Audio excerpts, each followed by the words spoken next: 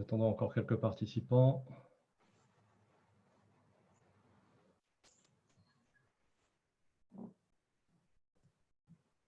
On a déjà 135 participants. Et déjà quelques questions-réponses.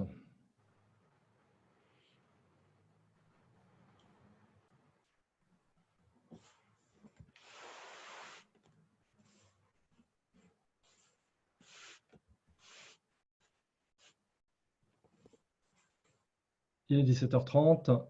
Mesdemoiselles, Mesdames, Messieurs, chers acteurs du développement économique, bonjour.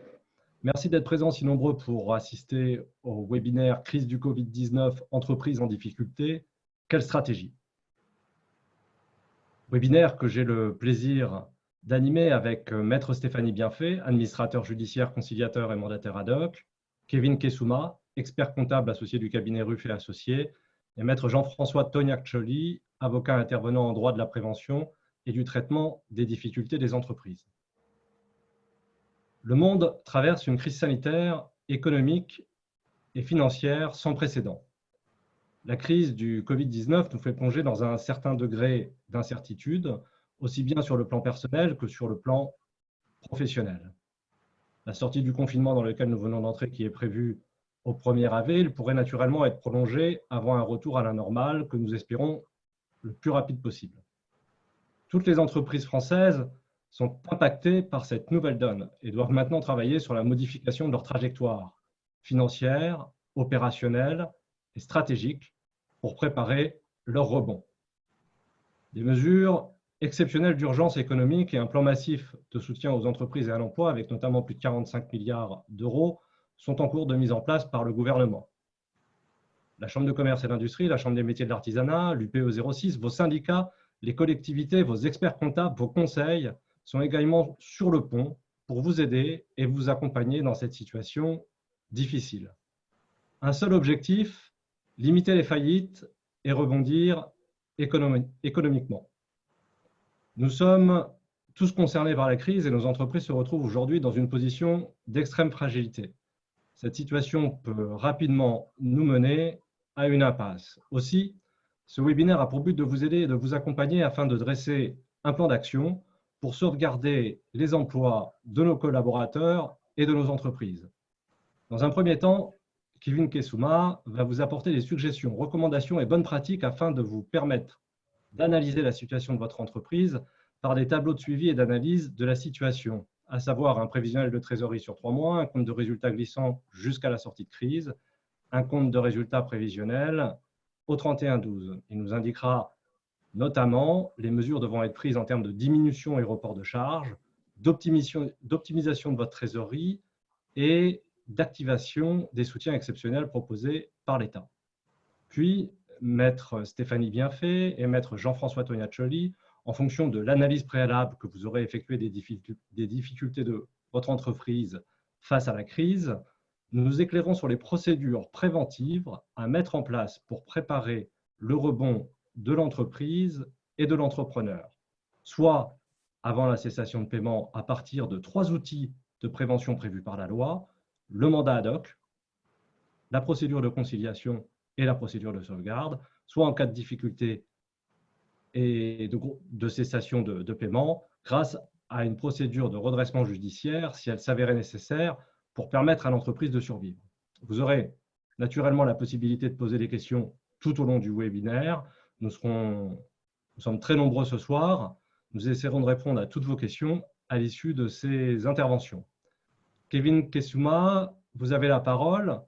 Pouvez-vous nous expliquer ce que nous devons faire immédiatement afin de déterminer sur quel levier nous pouvons et devons agir dès aujourd'hui pour préparer le retournement de nos entreprises? Bonsoir à toutes et à tous. Effectivement, nous vivons actuellement une période inédite pour toutes nos entreprises et nous sommes tous concernés. Avec la majorité de nos clients, toute activité confondue, doivent prendre actuellement des mesures. Je vais diffuser un petit PowerPoint qui nous permettra d'un petit peu mieux suivre la présentation. Voilà, nous devons être dessus. Alors, comme le disait Emmanuel, la situation de crise est inédite. Aujourd'hui, j'imagine que la plupart des chefs d'entreprise ne savent plus par quoi commencer. Nous recevons une quantité d'informations extrêmement importante chaque jour, des informations aussi parfois contradictoires, des infos complexes à déchiffrer. Nous allons essayer de vous donner aujourd'hui une méthodologie pour y voir plus clair et en tout cas un plan d'action à mettre en œuvre dès aujourd'hui pour prendre les bonnes décisions. Nous avons décidé de répartir ce plan d'action en 2 étapes.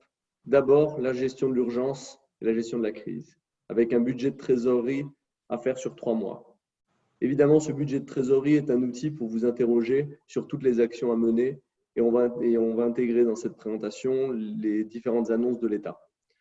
Enfin, on voulait aller plus loin que cette gestion immédiate de la crise et avoir une vision au coup d'après pour voir comment faire rebondir son entreprise et qu'est-ce qu'on peut d'ores et déjà prévoir en sortie de crise. Donc la première étape, une gestion de crise d'urgence avec un budget de trésorerie sur 3 mois. Là, on parle réellement d'encaissement et de décaissement. Donc, on va se poser la question de ce qu'on va encaisser sur les prochaines semaines et ce qu'on va devoir payer.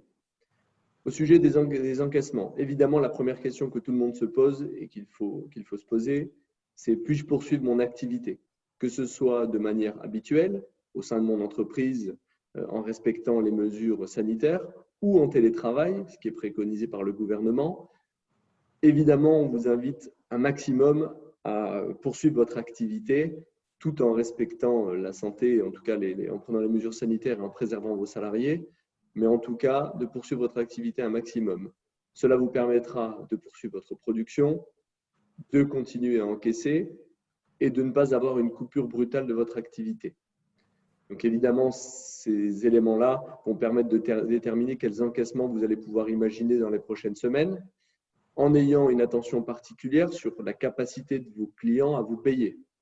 Donc, il faut être attentif à peut-être, alors je ne sais pas si c'est le moment de faire des relances, mais en tout cas d'avoir un contact amiable avec vos clients pour voir leur capacité à vous payer ou au moins un minimum. Et je pense que si tout le monde prend le soin d'être diligent avec ses clients privés et ses fournisseurs privés, je pense qu'on s'en sortira tous beaucoup mieux. Donc, un point sur les encaissements à prévoir dans les 3 mois à venir. Concernant les dépenses, donc évidemment, on va lister les dépenses à venir. Pour cela, vous pouvez utiliser vos derniers relevés bancaires, par exemple. C'est une bonne solution parce qu'on a toujours le risque d'oublier quelque chose. Vous sortez vos 3-4 derniers relevés bancaires et vous regardez vos dépenses. Vous prenez votre dernier compte de résultat. Cela vous aidera à lister tous les décaissements à venir. Une fois que vous avez listé tout cela, vous pouvez vous interroger donc sur les dépenses que vous pouvez décaler dans les prochaines semaines. Évidemment, on rebondit sur les mesures annoncées par l'État avec le sujet des charges fiscales et sociales. L'État a annoncé un report des impôts directs, ça vous l'avez tous entendu. Soyez attentifs sur le sujet de la TVA. Aujourd'hui, l'administration n'a pas accordé de délai de paiement automatique sur la TVA. On ne sait pas si des pénalités seront appliquées ou non. Donc, c'est une décision à prendre en conscience avec vos experts comptables pour savoir si vous devez ou pas payer la TVA, ou en tout cas si vous pouvez ou pas la payer. Évidemment, report des échéances sociales. Cela a commencé avec l'URSSAF qui devait être prélevé le 16 mars, qui a été, je l'imagine, décalé par la plupart d'entre vous. Mais l'État s'est aussi engagé à rembourser plus rapidement tous les crédits de TVA et crédits d'impôts divers que vous pourriez avoir vis-à-vis de l'État. Donc, n'hésitez pas à faire un point sur ce sujet, parce que c'est vrai qu'on peut ne pas y penser immédiatement, mais si vous avez des crédits de TVA en attente, l'administration pourrait les rembourser rapidement.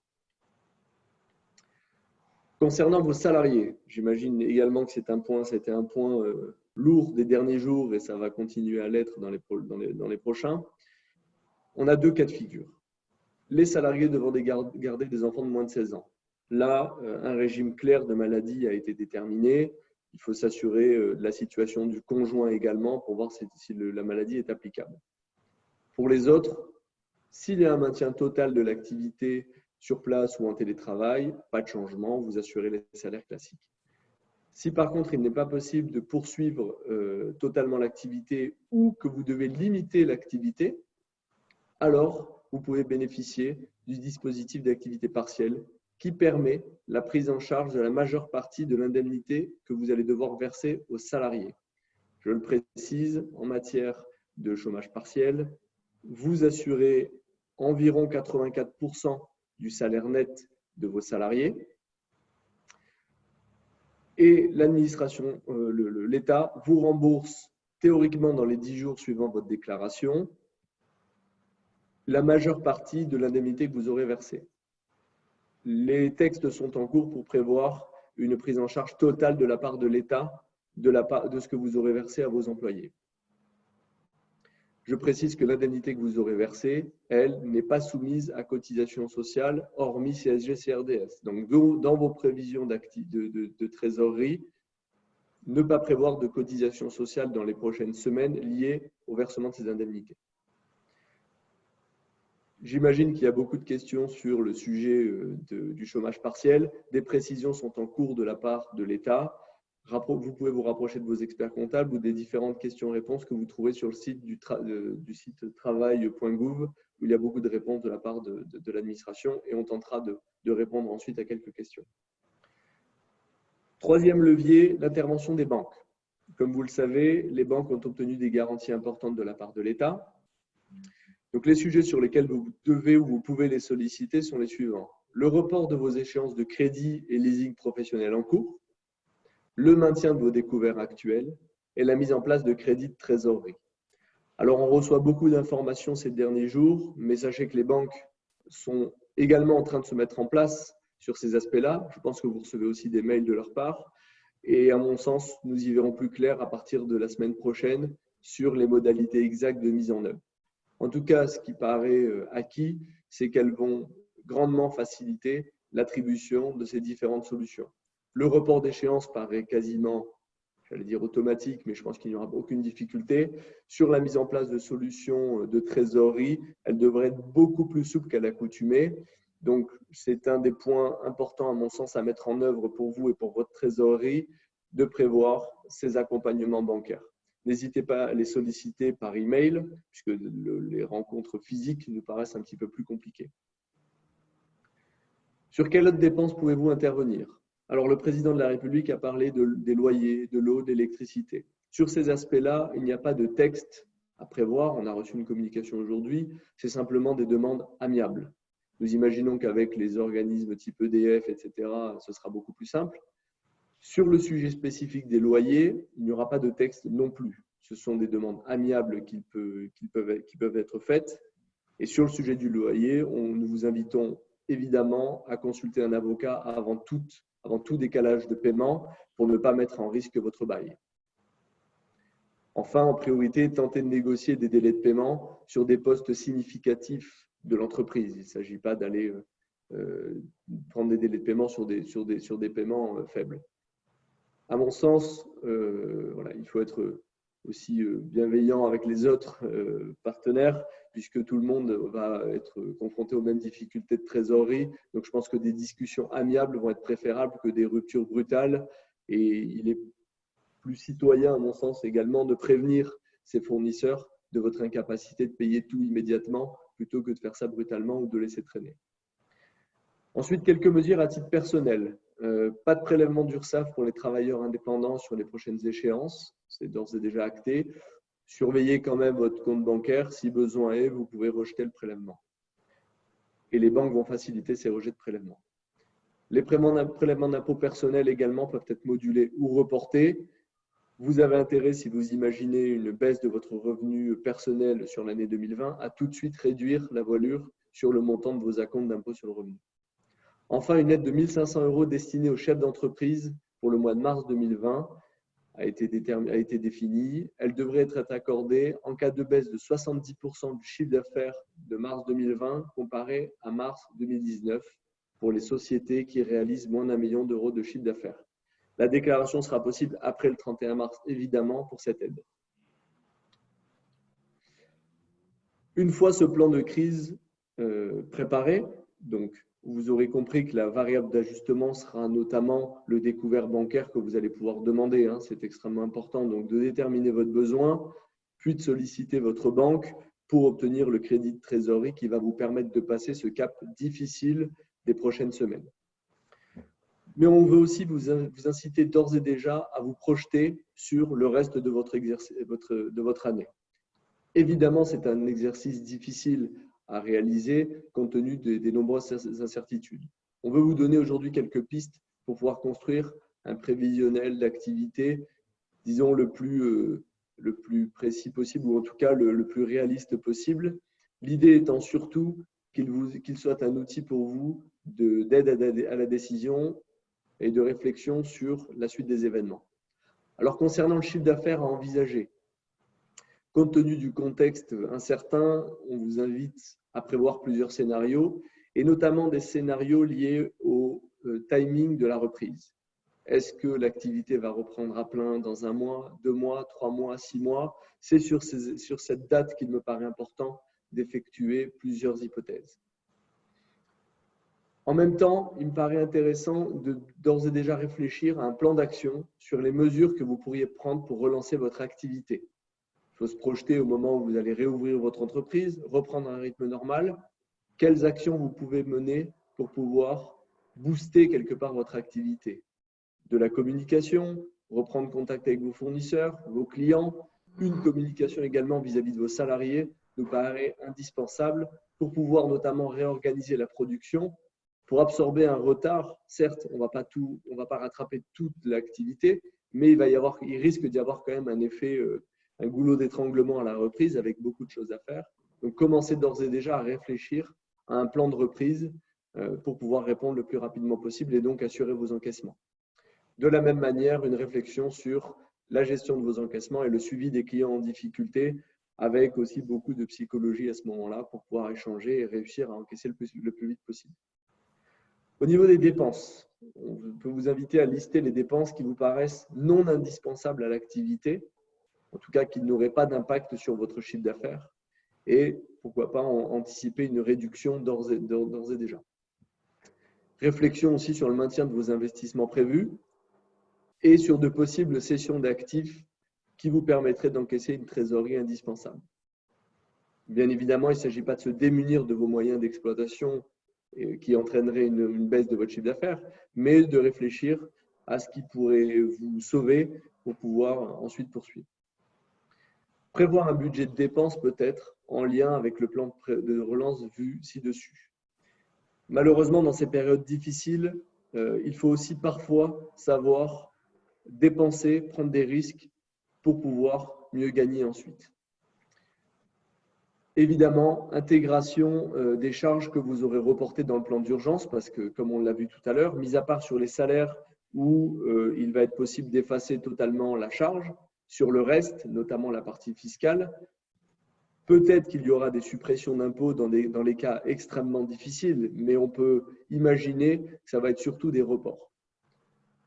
Tout ça doit vous pousser également vis-à-vis de votre banque, je le répète, à avoir un plan précis avec votre banque pour une bonne détermination de votre besoin de trésorerie, peut-être pas seulement à court terme, mais à moyen terme, et donc d'envisager une enveloppe suffisante pour pouvoir subir cette crise immédiate, mais aussi repartir au combat et au travail dans les prochaines semaines.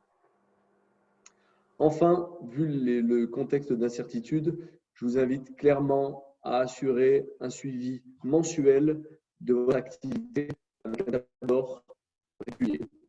En effet, vous allez faire des hypothèses, mais qui sont très incertaines et sur lesquelles personne ne pourra vous donner de certitude. Donc, il va falloir s'adapter au fil de l'eau, revoir vos hypothèses au fil de l'eau et revoir vos projections au fur et à mesure. Donc, ce tableau de bord mensuel, nous vous invitons à intégrer évidemment votre marge dans la semaine, mais également suivre de près des dépenses significatives et variables.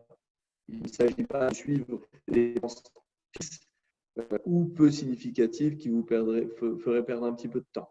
Concentrez-vous sur ce qui a de l'importance. Une fois ces constats établis, constats immédiats et constats à plus long terme, il va falloir analyser votre situation. La pérennité de votre entreprise est-elle assurée? Si ce n'est pas le cas, sachez que de nombreuses mesures complémentaires sont à votre disposition et c'est à ce moment-là que je passe la parole à maître Jean-François Tonaccioli et maître Bienfait qui vont vous aider à réfléchir sur ce que vous pouvez entreprendre si la pérennité est remise en cause. Merci. Merci, merci Kevin de ces explications extrêmement claires. Ce sont des mesures d'urgence que le gouvernement a mis en place qui sont, vous l'avez compris, très évolutives puisque nous avons des modifications heure par heure et on les espère les plus efficaces possibles. Ces mesures d'urgence, elles ne doivent pas occulter une vraie prise de conscience sur ce que va être votre rebond, ce que va être notre rebond au sortir de cette crise, parce qu'on va en sortir de cette crise, c'est une évidence. Et il faut dès à présent se préparer pour se dire, est-ce que mon modèle économique sera encore valable lorsqu'on sortira de cette crise ou est-ce qu'il faut que je l'adapte? Et en la matière, est-ce qu'il va falloir que je renégocie le loyer commercial? Ce n'est pas une mince affaire, même en temps de crise. Est-ce qu'il va falloir que je renégocie mon encours fournisseur qui est trop lourd et qui est peut-être déjà trop lourd et qui va devenir encore plus lourd? Est-ce qu'il va falloir que je renégocie de façon profonde et pas simplement par des mesurettes ma dette bancaire? Est-ce qu'il va falloir que j'obtienne de la new money, c'est-à-dire de l'argent frais de la part de mes banquiers ou de banquiers tiers, avec l'intervention de la BPI, etc., etc. Est-ce qu'il va falloir que j'obtienne, au-delà des reports, des délais de règlement des dettes fiscales et sociales sur, par exemple, 36 ou 48 mois? Toutes ces questions, ce sont pas des questions qui sont en réalité très nouvelles pour nous, puisque ce sont des questions que l'on rencontre quotidiennement dans le cadre des procédures de prévention des difficultés des entreprises. Il y en a 3, le mandat ad hoc, la conciliation et la procédure de sauvegarde. Au-delà de ces procédures de prévention des difficultés des entreprises, il y a le redressement judiciaire. Alors, c'est vrai que ce n'est pas drôle de parler du redressement judiciaire, hein. Personne n'a envie d'aller en redressement judiciaire, mais Maître Bienfait vous expliquera tout à l'heure que c'est une procédure qui a largement évolué et qui est aujourd'hui un outil de gestion de l'entreprise comme un autre. Voilà. Mais pour l'instant, au stade où on en est, il vaut mieux se concentrer sur les moyens qu'on va se donner pour rebondir. Et est-ce que parmi ces moyens, pour rebondir, est-ce qu'il va falloir faire appel, par exemple, à un mandataire ad hoc ou à un conciliateur ou solliciter l'ouverture d'une procédure de sauvegarde, ce qui est un pas supplémentaire naturellement dans la restructuration de l'entreprise en fonction des difficultés qu'elle va rencontrer, qu'elle a rencontrées, qu'elle va rencontrer, donc celles qui sont prévisibles. Voilà. Alors, on a établi quelques documents qui seront, j'ai vu les questions, qui seront naturellement diffusés après le webinaire par Emmanuel Goulin, que je remercie par avance. Vous avez donc ces 2 fameuses procédures de prévention qui sont des procédures, il faut qu'on vous le dise, elles réussissent à 80%. Voilà. Sauf que personne ne le sait parce que leur grande qualité à cette procédure, c'est qu'elles sont totalement confidentielles. Voilà. À quelques exceptions près pour les besoins de la new money, elles sont toutes confidentielles, ce qui fait qu'elles ne nuiront pas à votre crédit, elles ne nuiront pas au crédit de l'entreprise, c'est-à-dire à la confiance de ses différents partenaires. Le mandat ad hoc et la conciliation, ce sont des procédures conventionnelles, donc amiables, qui ne sont prises qu'à l'initiative du chef d'entreprise qui veut, encore une fois, renégocier le loyer commercial, qui veut renégocier l'encours fournisseur, qui veut, par exemple, se séparer d'un cocontractant à l'amiable. Et les dispositions du contrat qu'il a signé ne lui permettent pas de s'en séparer si facilement que ça, mais on va engager avec l'intervention d'un tiers qui est le conciliateur ou le mandataire ad hoc une discussion et on s'aperçoit que l'intervention d'un tiers qui vient soit tenter de résoudre le conflit qui est déjà né ou qui va tenter de prévenir celui qui va naître ou qui va permettre justement de se mettre autour d'une table pour discuter d'une modification des conditions du contrat, eh bien, l'intervention d'un tiers, ça fonctionne. Voilà, ça fonctionne parce que ça permet de décrisper des situations qui sont parfois trop crispées pour être résolues par les 2 partenaires d'un contrat, quel que soit le type de contrat. Alors, je vous l'ai dit, initiative exclusive du chef d'entreprise, difficulté de toute nature. Et la différence, on va vous la rappeler, entre le mandat ad hoc et la conciliation, c'est que la conciliation peut être ouverte malgré l'apparition d'un état de cessation des paiements de moins de 45 jours. Voilà. Donc, ça, voyez avec votre avocat, voyez avec votre expert comptable, un état de cessation des paiements de moins de 45 jours peut permettre d'ouvrir une procédure de conciliation. Ça, c'est un élément très important parce que ça va permettre de dénouer des difficultés sans passer par des procédures dont on n'a pas forcément envie d'entendre parler, comme le redressement judiciaire, par exemple. Nous allons vous parler, parce que le temps qui nous est imparti est réduit, on ne veut pas vous submerger, on est tous submergés, si vous voulez, d'informations, surtout sur les questions des aides gouvernementales. On veut simplement vous donner aujourd'hui des grandes lignes et on y reviendra certainement plus tard sur le détail et vous rapprocherez de vos conseils respectifs sur ces sujets-là. On va faire un focus sur la conciliation, parce que la conciliation, c'est une procédure plus aboutie, plus élaborée, si vous voulez, que le mandat ad hoc. Et vous retrouverez dans le mandat ad hoc les éléments qui sont comparables avec ceux de la conciliation. Donc, on va vous parler principalement de la conciliation en quelques mots. Et on va répondre finalement à 3 questions lorsqu'on parle de mise en place d'une procédure de conciliation. Pour qui, pourquoi et comment? Voilà. Pour qui? C'est très simple, pour tout le monde. C'est-à-dire pour toutes les entreprises, pour toutes celles qui ont une activité économique. On va partir de l'association, parce qu'elle a une activité économique, même si elle est à but non lucratif, bien entendu, jusqu'à la société anonyme, en passant par le travailleur indépendant, le professionnel, donc personne physique. C'est ouvert à toute personne qui exerce une activité économique. Et toute clause d'un contrat de prêt, par exemple, qui viendrait accroître, si vous voulez, les charges du prêt par des pénalités en cas d'ouverture d'une conciliation sont réputées non écrites. Donc ça, c'est un point important. Ça permet d'éviter justement que le banquier vous dise si tu ouvres une conciliation, eh bien, je vais te faire la vie dure. Pas du tout. C'est totalement, comment vous dire, prévu par le législateur qui a réputé non écrites toutes les clauses contractuelles qui viendraient aggraver la situation de l'entreprise. Ce n'est pas le moment, hein, bien entendu, en cas d'ouverture d'une conciliation. Pour qui? Eh bien, est-ce que c'est pour toutes les bourses?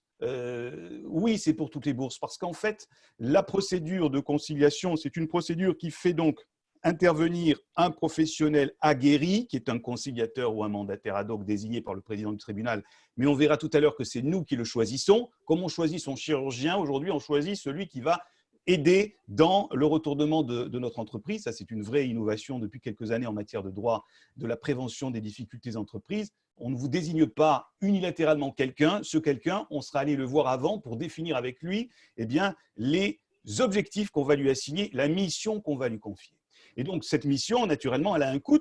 Et ce coût, il est négocié parce que c'est une convention qui est signée entre le conciliateur ou le mandataire ad hoc et l'entreprise. Et cette convention, elle est soumise à un contrôle d'opportunité par le président du tribunal, puisqu'on va voir que c'est une procédure qui aboutit à une décision du président du tribunal d'ouverture, là aussi confidentielle, ne vous inquiétez pas, mais également un contrôle a priori du ministère public. Donc, c'est absolument bien encadré et ça permet justement de faciliter la mise en œuvre de ces procédures. Pour quel type de sujet? Pourquoi la mettre en œuvre? Je laisse la parole à Maître Bienfait qui, naturellement, intervient tous les jours sur ces sujets-là. Pourquoi Maître Bienfait mettre en œuvre une procédure de conciliation? J'ai donné quelques exemples tout à l'heure, renégocier le loyer commercial, renégocier l'encours fournisseur, renégocier la dette, etc. Vous pouvez nous donner plus de détails sur ces différents sujets d'intervention. Merci Maître Tonaccioli. Bonjour à tous. Nous traversons aujourd'hui une période peu commune qui bouleverse nos habitudes de travail à tous, notamment par le confinement, le télétravail, et qui forcément a un impact sur la situation économique de nos entreprises. Alors la conciliation, elle peut résoudre des problèmes tant juridiques, financiers qu'économiques. Comme vous l'a rappelé Maître Tonaccioli tout à l'heure, la cessation des paiements est possible si elle se limite à 45 jours, ce qui veut dire que cessation des paiements n'implique pas forcément l'ouverture d'une procédure collective, mais on peut passer par le biais d'une procédure amiable qui est beaucoup plus souple, avec des délais de procédure de conciliation qui sont extrêmement courts, puisque c'est 4 mois prorogeables une fois 1 mois, donc 5 mois au maximum. Donc, il faut être très réactif dans le cadre de cette procédure, être très bien entouré par vos experts comptables, par vos conseils respectifs, mais qui permet d'énormes possibilités en termes d'étalement des passifs qui pourraient être générés et des délais de négociation qui sont extrêmement importants. La procédure de conciliation, elle a pour but essentiellement donc, de négocier avec l'ensemble de vos partenaires des moratoires de vos différentes dettes, mais elle permet également d'envisager l'apport d'argent frais dans vos sociétés, soit par le biais de vos établissements bancaires, mais j'y reviendrai tout à l'heure, soit également par la cession de vos titres et le rapprochement avec d'autres entreprises de votre activité. Donc, c'est soit on sauvegarde l'entreprise telle qu'elle est, soit on sauvegarde l'entreprise par d'autres moyens et notamment par une solution de cession d'une partie de votre société ou l'intégralité de votre société. Mais aujourd'hui, je pense que ce n'est pas le sujet puisque le sujet aujourd'hui, c'est de vous aider à rebondir et à traverser cette crise que l'on connaît. Alors, comment fonctionne la conciliation? Maître Natchioli, je vous repasse la parole. Oui, comment on la met en place, c'est assez simple. Et puis, ça va être encore allégé, je tiens à vous le dire. Ce n'est pas un scoop parce que ça nous a été indiqué matin dans la loi organique qui va être votée par le Parlement a priori demain. Le gouvernement demande à être autorisé par ordonnance à modifier le droit des entreprises en difficulté pour l'adapter à la situation de crise inédite que nous vivons. Donc, ça va être de la visioconférence, ça va être des procédures dématérialisées qui étaient déjà en cours et qui vont être largement, comment vous dire, utilisées dans les prochaines semaines. En pratique, on va tout simplement, avec votre expert comptable et votre avocat, vont définir avec vous, eh bien, je dirais, une pré-stratégie par rapport aux difficultés que vous rencontrez et par rapport à ce qu'on peut imaginer de faire avec un conciliateur. Avec ce premier draft, si vous voulez, avec ce premier projet, on va aller voir le conciliateur ou le mandataire ad hoc que vous souhaitez ou celui qu'on vous recommanderait. Et avec lui, avec elle, on va définir eh bien, sa mission en lui demandant déjà si le projet de retournement qu'on imagine, renégociation du bail commercial, le conciliateur va peut-être nous dire oui, mais ça ne suffit pas. Peut-être qu'il faut envisager aussi une renégociation de la dette bancaire senior, etc., etc. Donc, on va faire ce brainstorming ensemble le temps d'un rendez-vous qui, je tiens à le dire, est un rendez-vous lorsqu'on rencontre le conciliateur ou le mandataire ad hoc, qui est un rendez-vous gratuit à ce stade-là, il faut le dire. Ça n'est qu'après avoir validé à la fois en commun la stratégie et la rémunération conventionnelle du mandataire ad hoc ou du conciliateur que votre avocat rédigera une requête au président du tribunal détaillant la situation de l'entreprise, les moyens de se retourner et enfin la mission du conciliateur ou du mandataire ad hoc. Voilà. Il faut que quand on arrive convoqué par le président, que ce soit par visio ou par téléphone bientôt, qu'on arrive déjà, si vous voulez, à échafauder une solution. Voilà.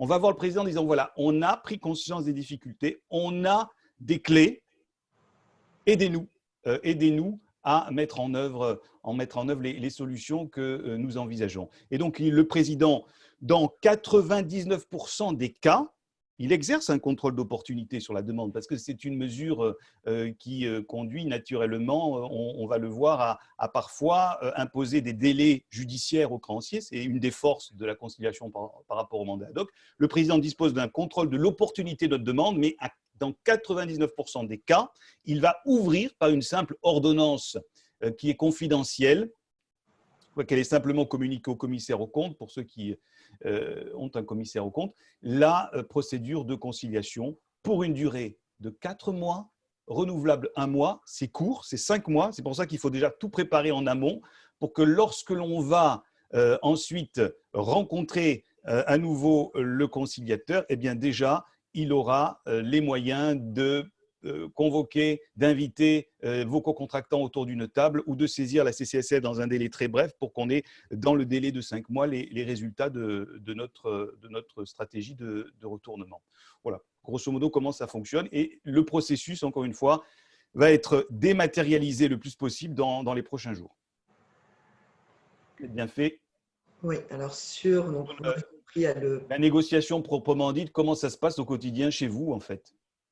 Donc, au quotidien, le conciliateur, donc, il peut avoir un panel de missions qui est extrêmement large, donc qui sera prédéfini. Le conciliateur, c'est vraiment une personne qui vous accompagne dans votre quotidien, dans la gestion de votre entreprise, qui vous aide à trouver des solutions. Alors, solutions par rapport donc, au traitement donc, des créanciers. Alors, deux sortes de créanciers. Il y a les créanciers publics et les créanciers privés. Alors, sur les créanciers publics, créanciers fiscaux et sociaux, on passe le plus souvent donc, par l'intermédiaire de la CCSF avec qui nous avons donc, des rapports réguliers. La CCSF accorde des délais plus importants dans le cadre de procédures amiables parce qu'il y a la confiance d'un intervenant extérieur qui fait que très facilement, nous avons des délais de 24 mois pour payer l'ensemble donc, de vos créances fiscales et sociales, sans garantie du dirigeant, voire 36 mois où là, par contre, la garantie du dirigeant est très souvent demandée. Négociation également possible avec vos fournisseurs. En ce qui concerne les fournisseurs, c'est vraiment du sur-mesure. Les fournisseurs sont très souvent également rassurés de la présence d'un tiers qui suit l'entreprise et qui retranscrit donc des informations en principe fidèles de la situation de l'entreprise, et on peut avoir des délais jusqu'à 48 mois de report donc de paiement, en tout cas d'étalement des créances, de paiement des créances. Enfin, troisième pivot pour aider l'entreprise à rebondir dans le cas d'une situation économique compliquée, ce sont avec vos partenaires bancaires. Alors, partenaires bancaires et également leasers vont obtenir un moratoire et un gel de vos prélèvements bancaires minimum de 12, voire de 18 à 24 mois. On peut également obtenir et on obtient le maintien de vos lignes de trésorerie, de vos découverts bancaires, également au niveau donc, du factor, avec le maintien donc, de la factorisation ou du DAI de vos créances clients. Et enfin, on peut obtenir également une restructuration de vos dettes bancaires, notamment par l'allongement donc, des délais des prêts qui ont été initialement contactés avec une refonte de ces prêts pour que vous repartiez avec des échéances moins importantes sur les mois qui s'avéreraient difficiles. Dernière solution avec les partenaires bancaires qui peut être trouvée, c'est carrément un refinancement de votre BFR ou un financement de votre PFR par l'apport donc de la new money, ce qu'on appelle la new money. Les banques sont plus enclins à financer du BFR dans le cadre de la procédure de conciliation puisqu'elles bénéficient d'un privilège particulier qu'on appelle le privilège de conciliation et qui lui octroie certains droits dans le cadre d'une éventuelle ouverture de procédures collectives. Donc, il y a beaucoup de pivots qui permettent d'aider l'entreprise dans ces moments compliqués. Alors, en principe, les accords sont trouvés, les accords restent confidentiels, sauf exception lorsqu'il y a l'apport d'argent frais où là, le privilège de conciliation est homologué par le tribunal et donc il est publié au BODAC, donc accessible par les tiers. Il y a un commissaire à l'exécution de l'accord qui est souvent donc, désigné pour permettre donc, le suivi des protocoles qui sont mis en œuvre.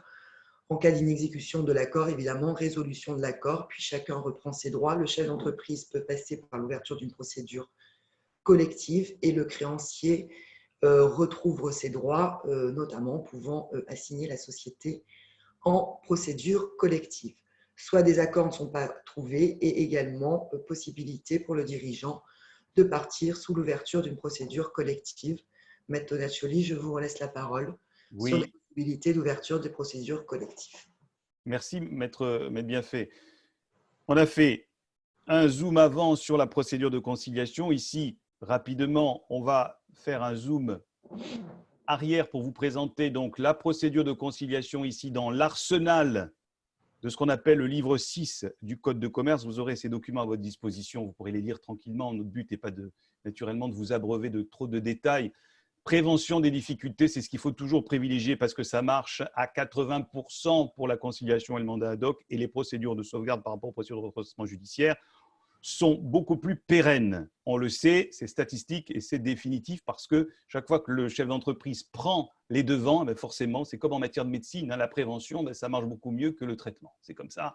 Donc, et il faut le savoir, même si c'est parfois difficile de prendre ces décisions-là.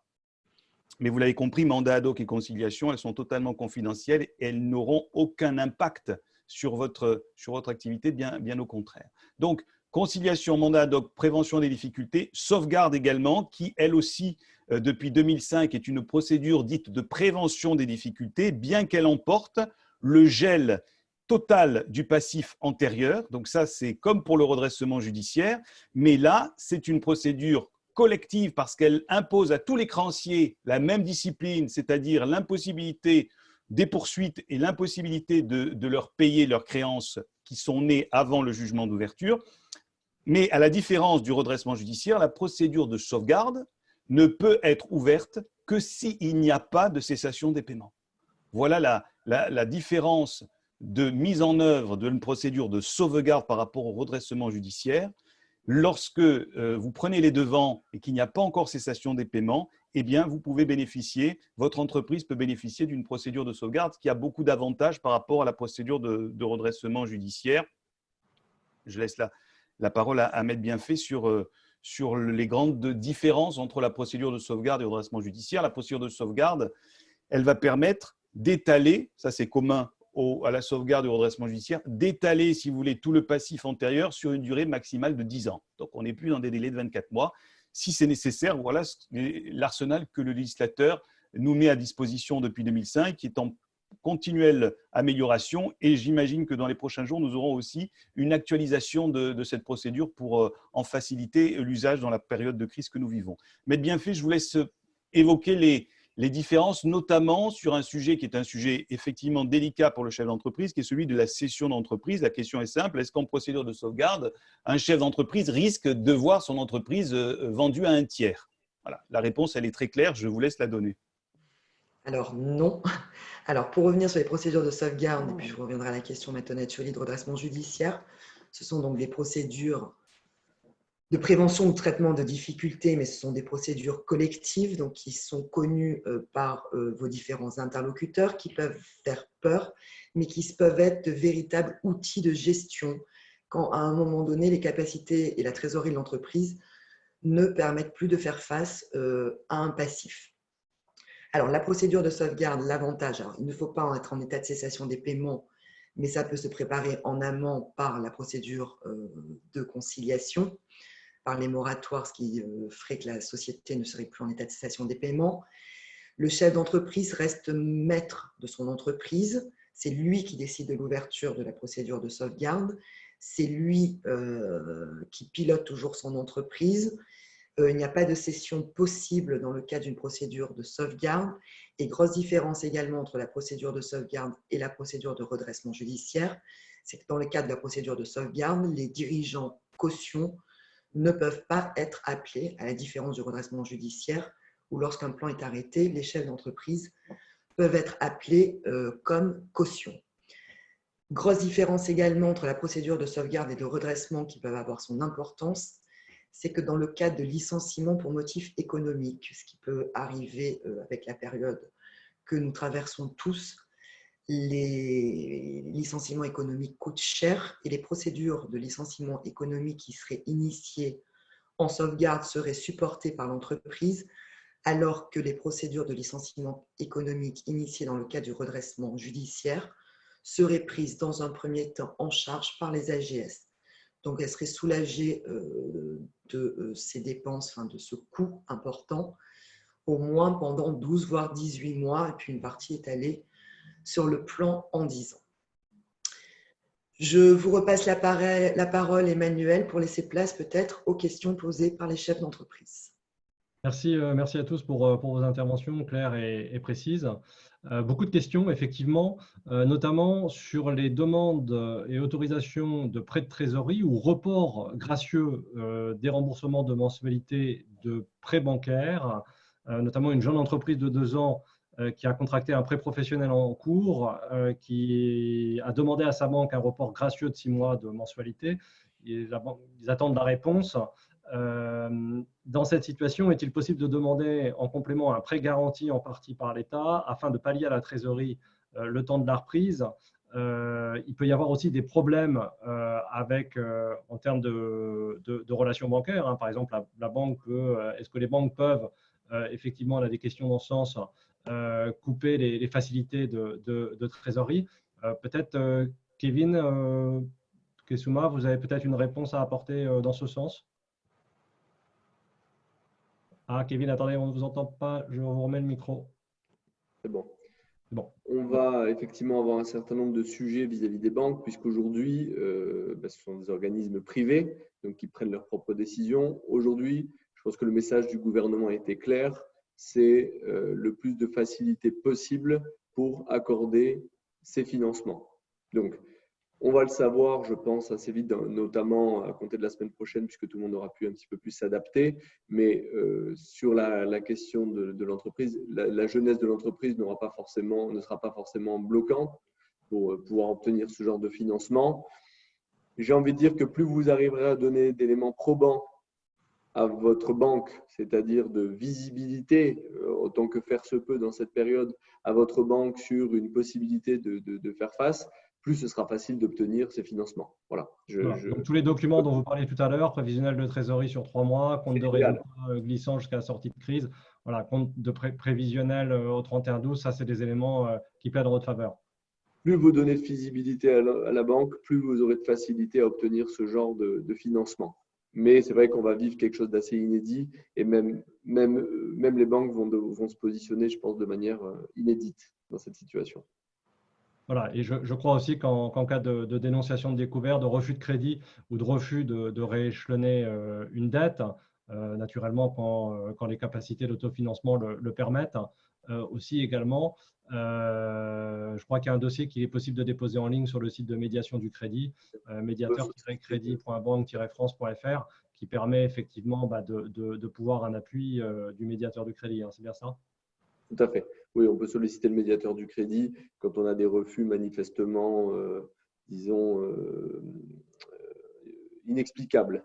Avec une notion sur le de CAF, si on est capable de rembourser, il serait voilà. On peut saisir le médiateur du crédit. Mais on en saura plus, à mon avis, dans les prochains jours sur l'attitude réelle des banques. Très bien. Une question aussi sur le report du paiement de charges sociales. Est-ce qu'il est conditionné par un motif? Est-ce qu'on doit le justifier? Est-ce qu'on sait aujourd'hui quel délai pourrait être accordé? Quelle est la procédure à suivre? Alors, au niveau du report des charges sociales, il y avait le sujet de celle au 16 mars. Non, il n'y avait aucun motif. L'URSSAF a elle-même écrit pour les paiements. L'URSSAF a même évoqué le cas où il fallait rejeter le prélèvement. Donc, non, il n'y aura pas de motif. Je pense que sur les sujets que l'administration a clairement traités, à savoir report des dettes fiscales et des dettes sociales, il n'y aura aucun sujet sur des majorations. Une question sur la TVA, je l'aperçois là en même temps. J'en profite. Vous avez évoqué le non-report de TVA il y a quelques jours, il semblait faisable. Oui, effectivement, mais depuis, le gouvernement a largement disé qu'il n'impliquait pas la TVA en jouant sur la subtilité de l'impôt direct ou indirect, puisqu'ils ont prononcé le report de tous les impôts directs. Or, la TVA n'est pas un impôt direct. Donc, je le confirme, aujourd'hui, la TVA, en tout cas, ils n'ont pas pris position pour accorder automatiquement les remises sur les pénalités. Donc, en rejetant la TVA, on prend le risque des pénalités. Est-ce qu'ils seront tolérants après? Je n'en sais rien. En tout cas, l'absence de pénalité ne sera pas automatique. Voilà, il sera toujours aussi possible de faire des demandes de remise gratuite, j'imagine. Voilà, on ne sait pas, voilà, on n'a pas, voilà, mais on ne peut pas miser sur le report automatique comme pour l'URSSAF, où là, il n'y aura pas de discussion sur les pénalités. Ok, peut-être des questions aussi sur la sauvegarde.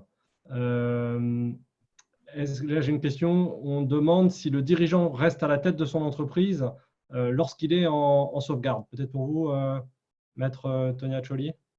Oui, je vous confirme, bien entendu, que la procédure de sauvegarde ne peut être ouverte qu'à l'initiative du dirigeant. Elle ne peut pas conduire à une expropriation, il faut dire le mot, puisque la seule possibilité de la sortie de la sauvegarde, c'est le plan sur un maximum de 10 ans, et le dirigeant reste à la tête de son entreprise. L'administrateur en matière de sauvegarde, je parle sous contrôle de maître bien fait, ayant très souvent qu'une simple mission de surveillance et non pas une mission d'assistance. Parce qu'il n'y a pas cessation des paiements, il n'y a pas péril, il y a simplement difficultés insurmontables. On peut les imaginer très bien dans notre situation. Difficultés insurmontables que le chef d'entreprise, dont le chef d'entreprise a conscience et il saisit le tribunal d'une demande visant à mettre sa société sous protection en emportant gel immédiat de tout le passif antérieur. D'accord. Une question aussi sur la sauvegarde, peut-être à mettre bien fait. Quid du maintien des découverts et du factor? Enfin, dans le cas d'une procédure de sauvegarde, il faut anticiper, puisque tous les découverts qui ne sont pas utilisés lors de l'ouverture sont maintenus de facto, qui ont l'obligation de maintenir les découverts bancaires à l'égard des entreprises. De même, le factor ne peut pas revenir sur la factorisation des créances et du contrat, en tout cas, qui a été souscrit avec l'entreprise, puisque l'administrateur a la possibilité d'opter pour la poursuite du contrat, dont ce contrat de factor, et maintien de tout ce qui a été initié précédemment avec l'entreprise. Donc, maintien des découverts et du factor. Voilà, quelles sont les contraintes de la sauvegarde? Parce que pour rentrer en sauvegarde, comme vous l'avez dit, il faut effectivement ne pas être en cessation de paiement, donc avoir de l'argent sur son compte bancaire encore. Est-ce que c'est ça la cessation de paiement? Est-ce que mon compte bancaire est créditeur? Est-ce que je suis en cessation de paiement? Non, je ne pense pas. Enfin, c'est une des questions qui est remontée. Et après, quelles sont les contraintes de la sauvegarde? Une fois qu'on est passé en sauvegarde, les dettes sont effacées. Non, sont gelées. Elles sont gelées. Et elles sont payables après sur un maximum de 10 ans. Sans intérêt. Ça, c'est à négocier avec le tribunal de commerce. Hein. Enfin, pas à négocier, à présenter au tribunal qui va ordonner le report sur 10 ans de toutes les dettes, si vous voulez. Le fractionnement sur 10 ans, un paiement en 10 ans, en 10 annuités, de toutes les dettes qui auront été définitivement admises au passif de la sauvegarde. Voilà. Il n'y a pas de contrainte au niveau de la sauvegarde, parce que le chef d'entreprise reste maître de son entreprise. Il y a juste l'aide des organes de la procédure pour envisager des restructurations qui auraient à faire. La seule limite que je vois, moi, à la sauvegarde, c'est notamment pour les entreprises qui souscrivent à des marchés publics, puisqu'il y a quand même l'estampille procédure de sauvegarde sur le cabis de la société. Et ça peut avoir un impact par rapport aux relations clients-fournisseurs des entreprises qui connaissent mal les procédures de sauvegarde et qui souvent l'associent à la procédure de redressement judiciaire. Voilà. Et une question aussi, quand une société est en sauvegarde, est-ce qu'elle a des risques de passer en redressement judiciaire?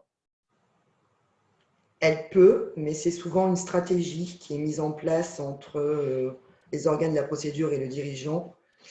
Alors, elle peut quand elle est en état de cessation des paiements, et là, les organes de la procédure doivent actionner le tribunal pour demander la mise en redressement judiciaire, mais ça peut être aussi une stratégie pour, on va dire, allonger les délais de procédure. Notamment, il y a souvent des plans de sauvegarde qui sont adoptés sur 10 ans. L'entreprise qui n'arrive pas à respecter son plan de sauvegarde parce qu'elle fait encore face à des difficultés de trésorerie, on peut rebasculer en redressement judiciaire. Donc, on repart sur un gel du passif pendant 12 mois et on réétale à nouveau le passif sur 1 an.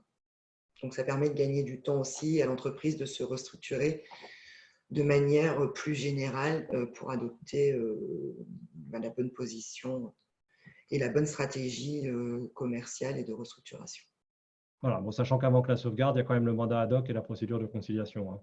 En fait, voilà, il faut jongler de privilégier ces outils-là. C'est surtout anticiper, chef d'entreprise, parce qu'il y a plein de possibilités de rebond, que ce soit des solutions amiables ou des solutions de procédure collective, ça ne doit pas vous faire peur.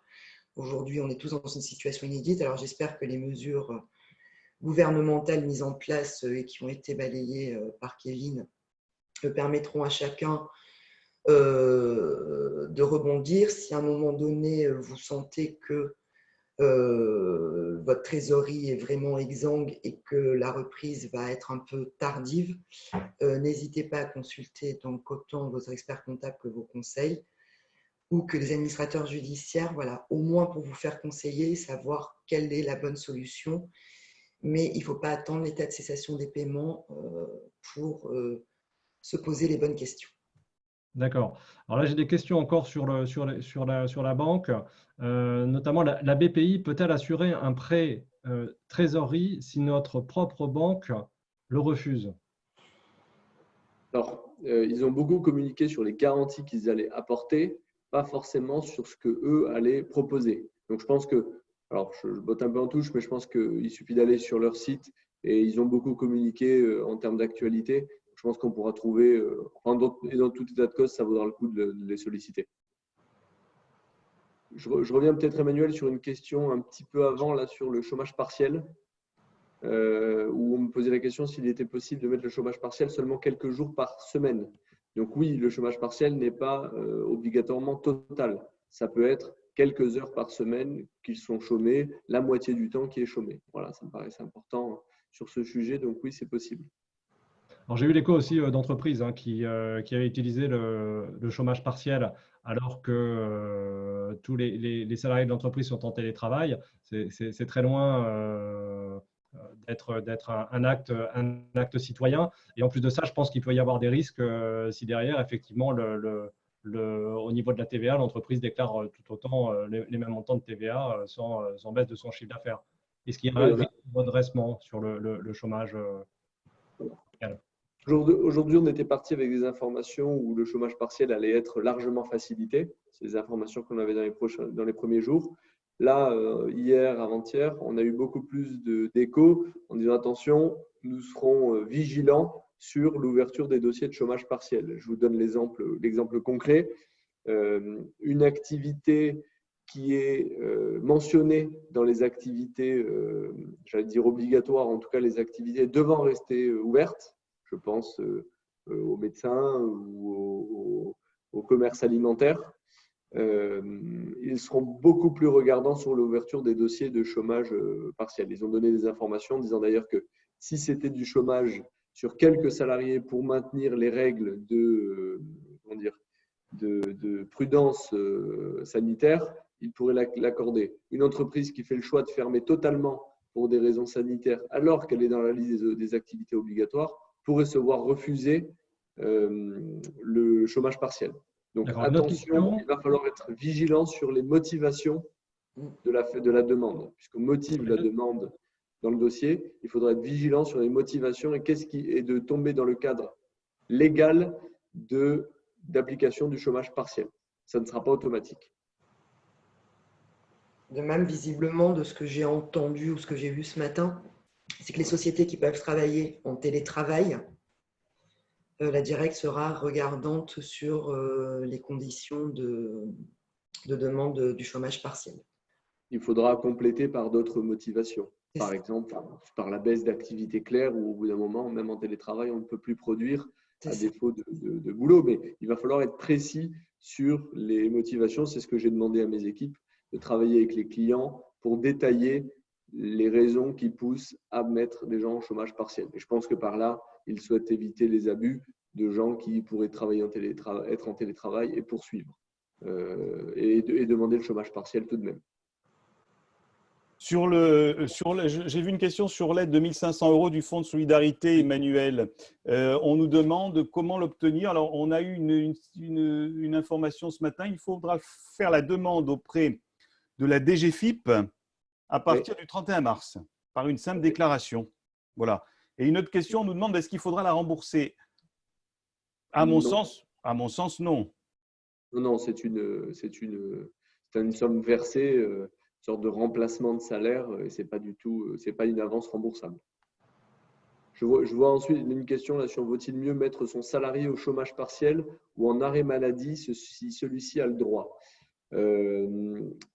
je pense de tout. Alors, c'est aussi une question de raison. Si à un moment donné, ce salarié ne travaille pas car il est malade, là c'était le cas d'une maladie auto-immune, la question ne se pose pas, il faut le mettre c'est directement en maladie.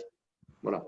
Donc, je pense que la priorité, c'est l'empêchement de travailler. C'est comme pour les enfants, l'empêchement avec les enfants, pas de télétravail possible, alors, enfin, peu de télétravail possible, alors maladie. Une autre question sur beaucoup de questions hein, sur l'activité partielle. En tant que président d'une SASU, donc assimilé salarié, ai-je droit à l'aide pour activité partielle pour mon salaire? Les mandataires sociaux ne sont pas admis dans le processus du chômage partiel. Tout mandataire social, gérant, non salarié, aucun dirigeant.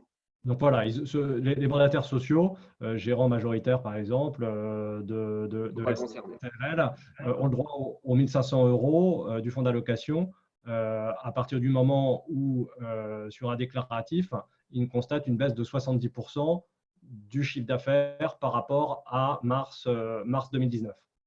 Tout à fait. Je n'ai pas réussi à joindre de la directe pour mettre mes employés au chômage partiel. Y a-t-il un délai? Alors, les serveurs de la directe sont saturés. Oui, ça va de mieux en mieux. Ils ont mis quand même beaucoup de moyens. Nous aussi, on a eu du mal au départ. Ça va un petit peu mieux. Mais de toute façon, ils ont permis un délai dérogatoire de 30 jours rétroactif pour pouvoir faire les déclarations, la mise en chômage partiel. Rétroactivité de 30 jours. Vous pensez que l'activité de pompe funèbre permet-elle le chômage partiel? Comment? Je n'ai pas entendu. Pensez-vous que l'activité de pompe funèbre permet-elle le chômage partiel? Alors, je reviens à ce que je disais tout à l'heure, c'était l'exemple des activités obligatoires. Alors, j'imagine que c'est dans la liste des activités obligatoires. Mais si c'est une activité obligatoirement maintenue, je le répète, si l'entreprise met des gens au chômage partiel pour assurer une continuité de service avec la sécurité sanitaire, donc c'est-à-dire qu'elle met une partie de ses équipes en chômage partiel, la directe a plutôt confirmé qu'elle prendra en charge, qu'il accepterait. Par contre, l'entreprise qui dit « je mets tous mes salariés en chômage partiel », ça va être beaucoup plus compliqué, il va falloir trouver des motifs complémentaires pour l'obtenir. Une autre question. Bonsoir. Dans le cadre des mesures évoquées lors de l'allocation du président de la République le 16 mars 2020, il a été notamment annoncé la suspension des loyers. Que faire si mon propriétaire refuse, si je ne paie pas? Qu'est-ce que je risque? Est-ce que je risque les huissiers? Et surtout, est-ce que je risque la résiliation du bail, en fait? Parce qu'on parle du loyer commercial, j'imagine. Oui, on va supposer. Parce que les loyers d'habitation ne sont pas soumis à suspension. Hein. Et ce n'est pas clairement défini pour les loyers commerciaux non plus aujourd'hui. Ouais, là c'est pour ça que je le précisais tout à l'heure. Attention, c'est un sujet sensible. Il y a une lecture juridique des événements avec les cas de force majeure pour les gens qui ont été obligés de fermer parce qu'ils étaient dans des activités interdites, interdites d'exercice, un restaurant notamment. Il semblerait y avoir une ouverture de ce côté-là juridique. Mais comme on le précisait, à voir impérativement avec l'avocat, puisque c'est un sujet extrêmement sensible, et toujours pareil, de manière idéalement amiable. D'où l'idée d'un mandat ad hoc ou d'une conciliation pour peut-être négocier le montant du loyer ou éventuellement une suspension du paiement, une franchise de loyer pendant la période de crise aiguë. Parce qu'effectivement, on est en train de travailler sur des hypothèses de force majeure pour venir les opposer aux bailleurs, mais ça reste un sujet qui est quand même très sensible. Ça nous a été annoncé par le président de la République comme étant le gel des loyers, mais pour l'instant, on n'a pas d'informations et on nous dit simplement « rapprochez-vous de votre bailleur ». Voilà. Donc, est-ce qu'il va y avoir d'autres ajustements? C'est possible parce que là, pour l'instant, il n'y a pas de process qui nous ont été donnés par les autorités. Donc, nous, ce qu'on fait en tant que praticiens, c'est qu'on essaie de chercher par quels moyens on pourrait tenter d'opposer aux bailleurs du local commercial, notamment la question de la force majeure. Mais c'est à voir au cas par cas. Je vois une question sur le. Bon, il y a de nombreuses questions, mais chômage partiel, chômage partiel, salarié en rupture conventionnelle. J'ai eu la demande récemment. Ça ne remet pas en cause le terme de la rupture conventionnelle. Donc, le chômage partiel ne remet pas en cause le terme, ne décale pas la fin de la rupture conventionnelle, la fin du contrat de travail. Toujours sur le chômage partiel, le confinement a obligé les entreprises à faire travailler les salariés en télétravail, mais si la situation dure et que l'entreprise rencontre des difficultés, peut-elle demander le chômage partiel? C'est évidemment totalement compatible. Tout à fait. On a eu la précision pour les experts comptables, puisque les experts comptables l'ont demandé pour eux-mêmes. Lors des experts comptables interrogés, en sachant aujourd'hui, on travaille tous en télétravail. Si dans 15 jours, on n'a plus de boulot, on ne peut plus obtenir de documents, est-ce qu'on sera éligible? La réponse a été oui. On rentre dans le cadre légal de toute façon classique. Ce n'est pas exceptionnel d'ailleurs, c'est le cadre légal classique. Donc, pas de risque à mettre vos salariés en télétravail. Vous pourrez néanmoins solliciter une mesure de chômage partiel par la suite. Il y a également une question concernant les reports de crédit de type leasing qui ne sont pas contractés par la banque, mais auprès d'organismes de crédit, notamment les constructeurs automobiles. Alors, au niveau des mesures gouvernementales, je pense qu'ils n'ont pas précisé pour l'instant. Si ça concernait uniquement je pense que ça concerne autant les organismes bancaires classiques que les organismes de leasing. En tout cas, vous pouvez vous rapprocher d'eux, puisque moi, dans le cas de procédure amiable, je suppose que dans cette période de crise, ce sera la même chose.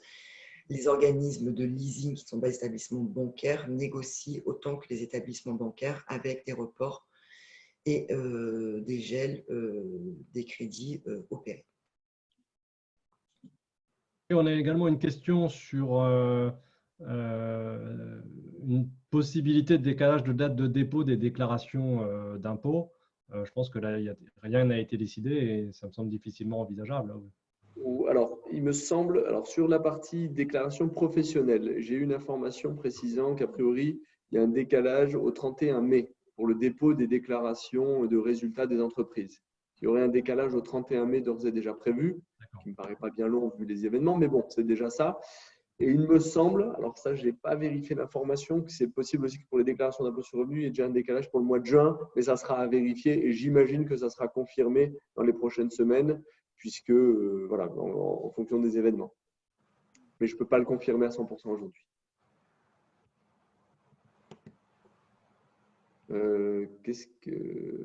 Pouvez-vous nous faire passer la présentation? On va vous la transmettre très vite, Emmanuel. Je pense que dès demain.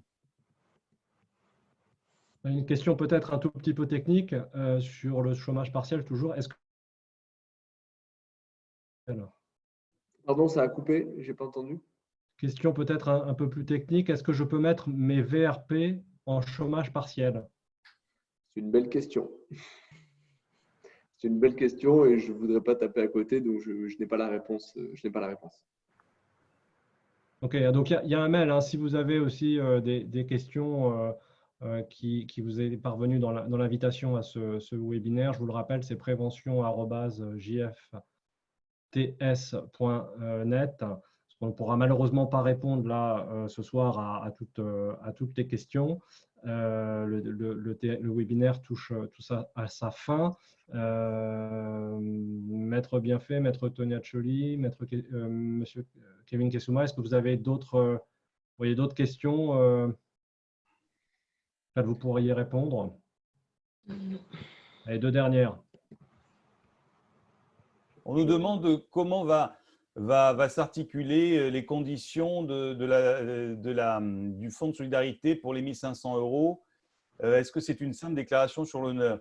Non, je pense qu'il va y avoir un formulaire qui va être établi par la DGFiP et avec des conditions à remplir en termes notamment pour justifier, je pense, la baisse du chiffre d'affaires. Voilà.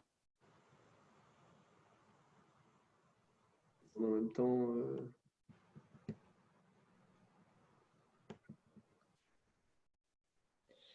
Monsieur Thierry Séon, qui est expert comptable, nous dit qu'a priori, le chômage partiel ne serait pas applicable au VRP. ouais, Merci de votre contribution, Monsieur Séon. Il y a une question, peut-être la prise en compte de la force majeure dans l'appréciation de la cessation de paiement. Cessation des paiements, c'est lorsque l'actif disponible de la société ne peut pas faire face au passif exigible. Donc, il n'y a pas aujourd'hui de prise en compte de la force majeure dans l'appréciation de l'état de cessation des paiements.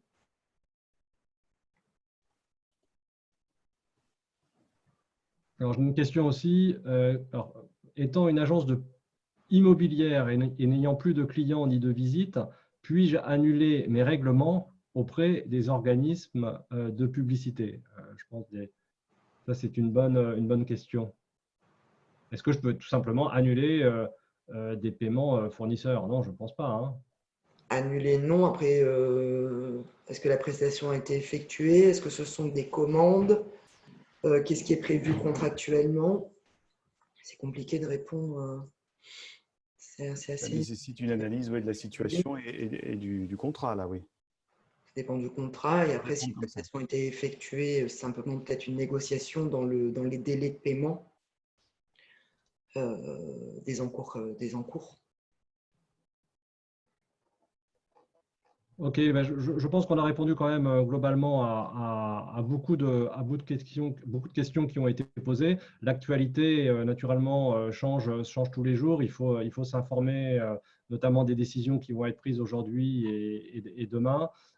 Donc, il y aura beaucoup de réponses auxquelles aujourd'hui, il n'y a pas de certitude. Il va falloir être au plus près, justement, de l'actualité et des décrets qui vont être définis pour avoir réponse